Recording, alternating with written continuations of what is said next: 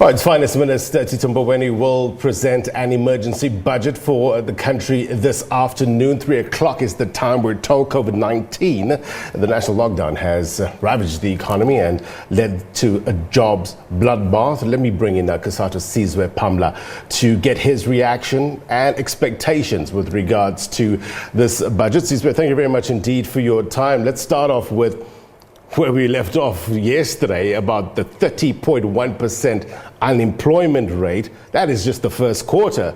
The second quarter, analysts are telling us it's likely to go much higher. Having said that, with that backdrop, what's your expectations with regards to this budget? Well, firstly, you'll remember earlier in the year, we've been trying to pacify ratings agencies and we have lost that battle. So what we think now the minister needs to do is to focus on the economy. And in doing so, we hope that he's going to abandon the austerity measures that he introduced in the February budget. If you want to resuscitate something, it's not a good strategy to suffocate it. And austerity has been suffocating the South African economy. So we're hoping for a stimulus that is going to focus on growing the economy and retaining jobs.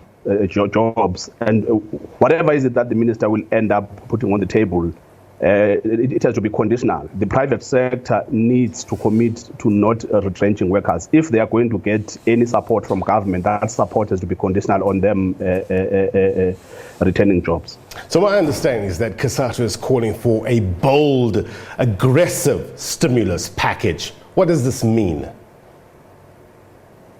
Well, for example, anything less than R1 trillion for us will be government just playing marbles. It's not going to assist us right now, because if you look at the figures you mentioned earlier, these are figures for the first quarter, long before the outbreak of the virus and the lockdown of the economy.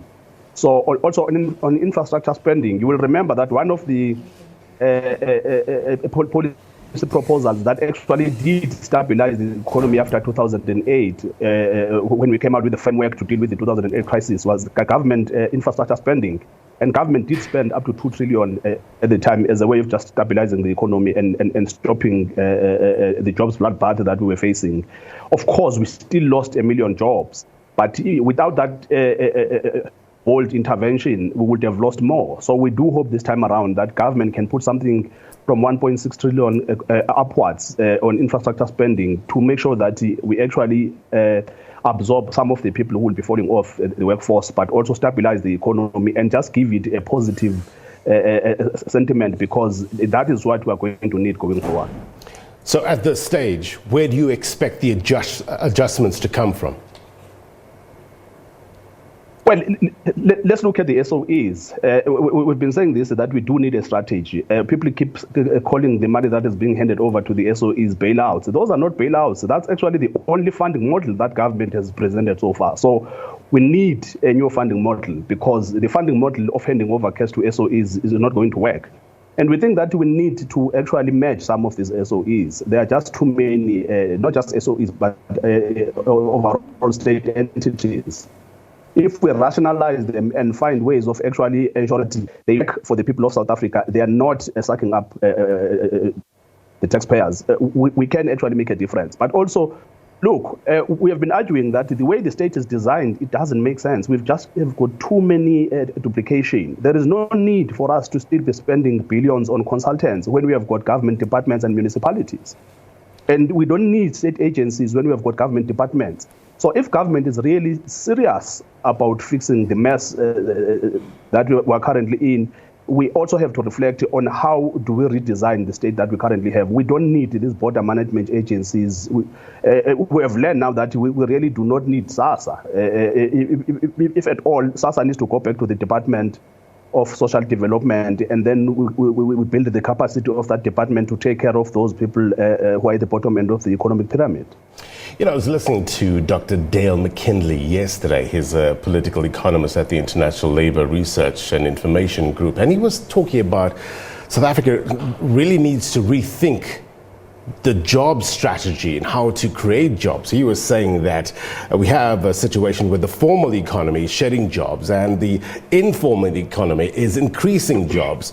Do you think we need to a fundamental rethink in terms of how we create jobs in this country? Actually, the NDP document, that's what it said. It said that we need to find a way of actually formalizing the informal economy and bringing it into the mainstream economy. So a budget that speaks to helping those people on the periphery who are taking care of themselves will go a long way in fixing the mess that we are in. I mean, you look at the small, medium enterprises. It's a myth that South Africans are not entrepreneurial. They are. It's just that we have never had a budget that speaks to how to help these people. For an example, not long ago during lockdown, one of the South African billionaires made available R1 billion, and there was a lot of debate around that billion. But for us, what we learned at that time was that maybe we need a state financial institution, because these small medium enterprises during lockdown, they didn't know where to go. It was a welcome intervention as far as we were concerned, because we need a state financial institution that is going to help to drive government's development agenda. If your role is to, if your strategy is to grow small medium enterprises, is to help the informal sector, you then need to come with interventions, make access to funding affordable, so that those people can thrive. So let us look at local procurement, for an example, the buy local campaign that Cosatu has been pushing for decades. Those are some of the things that government has to start focusing on, because they will go a long way in actually resolving some of the unemployment challenges that face us. Yeah, the minister has a tough job ahead to balance these priorities, but we thank you very much indeed for your perspective, Sizwe Pamla, Cosatu Sizwe Pamla there. Thank you. Be well. Thank you.